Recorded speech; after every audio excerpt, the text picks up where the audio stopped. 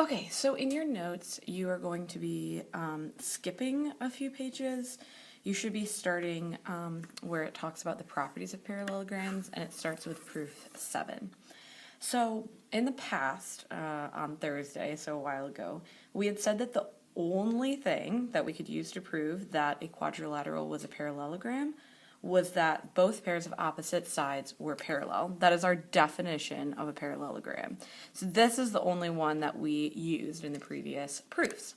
However, from now on, we are going to operate under the assumption that properties of parallelograms are sufficient to prove that a quadrilateral is a parallelogram. So all of these properties, if you can prove that one of these properties is true, then you have proved that that quadrilateral is a parallelogram.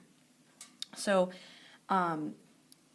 when you're trying to decide which direction to take, like which of these to do, it's a good idea to look at the list and see, okay, well, which one do I already kind of have part of that property, and how could I get all the way to knowing the whole property?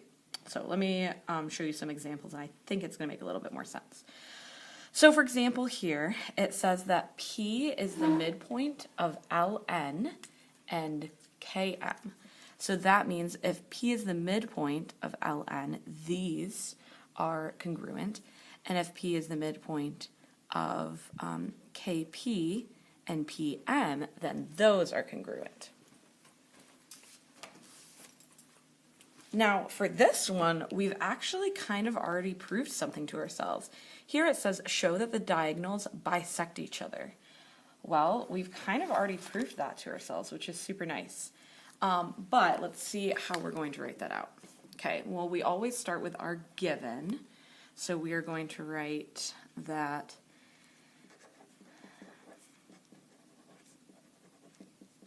P is the midpoint of Ln and Km, and that's given. All right, well, we just said that Ln is congruent to Pn, or I'm sorry, it should be Lp, oopsies, because we have Lp and Pn are congruent. And we said that Kp and Pm are congruent, and that would be by the definition of midpoint. Because if something is a midpoint, then the two lines, or the lines that's bisected, those two lines, this one and this one, are congruent. So then we can actually already say that KLMN is a parallelogram.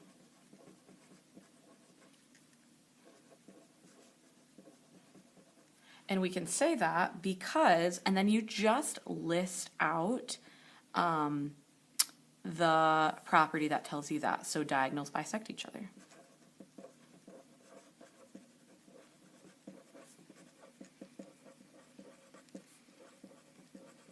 Because again, if you can use any of these properties if you can prove any of these properties, you've therefore proved that it's a parallelogram.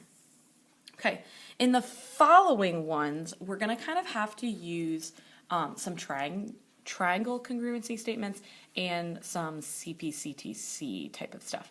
So in this one, it says EDG is congruent to GFE. So ED and GF are going to be the same then. ED and GF, because I know I have ED here, I have GF here. I have DG and FE are congruent. Ooh, I think I already have something actually. But let me slow down and make sure I write my given. So I have triangle EDG is congruent to triangle GFE, and that was given. Then how did I say that ED was congruent to FG? And that EF is congruent to DG? Well, that was by CP/CTC. So congruent parts of congruent triangles are congruent.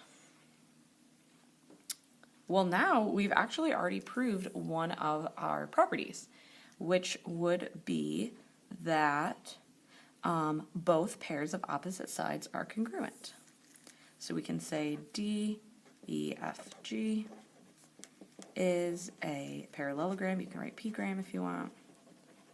And that's because both pairs of opposite sides are congruent.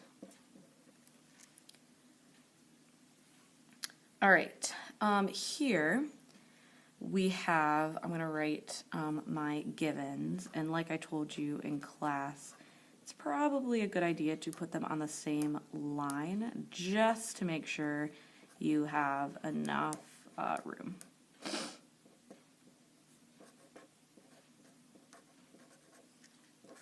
Okay, so angle XWZ, so this angle, is congruent to ZYX, this angle, so those angles are congruent. And then it tells us that triangles WXY and YZW are congruent, which I can actually tell right away. If I have that these opposite angles are congruent, I'm probably going to be trying to show that the pairs of opposite angles are congruent. Is there a way that I could say that these two are congruent, angle X and angle Z? X and Z. Oh yeah, those match up in my congruent triangles. So I can say, I'm just even going to say angle X is congruent to angle Z, and that would be by CPCTC, because they told us that the triangles themselves were congruent. So congruent parts of congruent triangles are therefore congruent. And now we already have that WXYZ is a p-gram.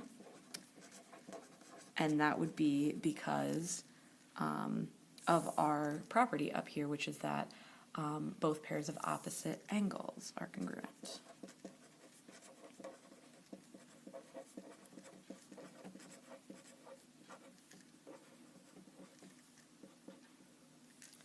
All right, we're going to do one more here.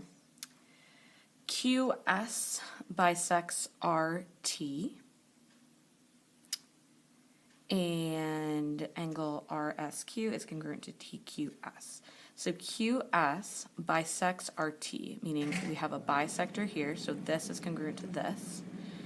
So let's, well, we'll write that down in a second, and then RSQ and TQS are congruent. All right, let's write down our givens. So QS bisects RT, and angle RSQ is congruent to angle TQS. All right, so that is given. And then we just said that these two were congruent, but we should write that down, that RV is congruent to VT, and that is by definition of bisector. Okay. So, I'm kind of trying to figure out where I'm going to go here with this one. This one's not quite as obvious as the other ones. One thing that I know already is that this line is parallel to this line. And how I know that is I have these alternate interior angles, and this is my transversal. And remember that you can go the opposite way. If you know that the alternate interior angles are congruent, then you know that the lines are parallel. So let's say, okay, well, I know RS is parallel to QT, and I know that because of alternate interior angle converse. Or you could have written AIA converse. So I have that these are parallel. Okay, well, let me look. If I know that a pair of sides is parallel, what property is really am I gonna want to be proving here? Well, I could show that one pair of opposite sides is both congruent and parallel, or I can show that both opposite sides are parallel. Those are really the only two that talk about being parallel. I don't really see a way that I'm going to prove that these sides are parallel, so I really think my best bet right now is to prove that RS and QT are both parallel, which I've already proved, and congruent. How am I going to prove that they're congruent? Well, I could prove that this triangle and this triangle are congruent, and then that would tell me that this side and this side are congruent. Well, how would I prove that those triangles are congruent? Well, first of all, I can do an angle here and an angle here. So I can say that angle RVS is congruent to angle QVT, and that would be vertical angles. Now I have QVT. I have an angle, and a side. So I know that I'm going to use angle, side to prove these triangles are congruent. Now I have to be really careful about making sure I write the correct triangles. So I have triangle QVT is congruent to triangle. I have to start with S because remember these are the angles that are congruent. So angle SVR, and that's by angle, side. Now I can say that RS and QT are congruent. And that would be by CPCTC. Because if I'm saying that that my oops, I didn't put my triangle here. If I'm saying that my triangles are congruent, I can also then say that all the angles are congruent and all the sides are congruent. And I can prove then that these sides are congruent. And then my final thing is, I've proved that RS and QT are parallel. I've proved that RS and QT are congruent, and that matches my property, which says show that they're both congruent and parallel. So I have QRST is a parallelogram, and that's one pair of opposite sides is parallel and congruent. All right, hopefully that made sense. Let me know if you have any questions.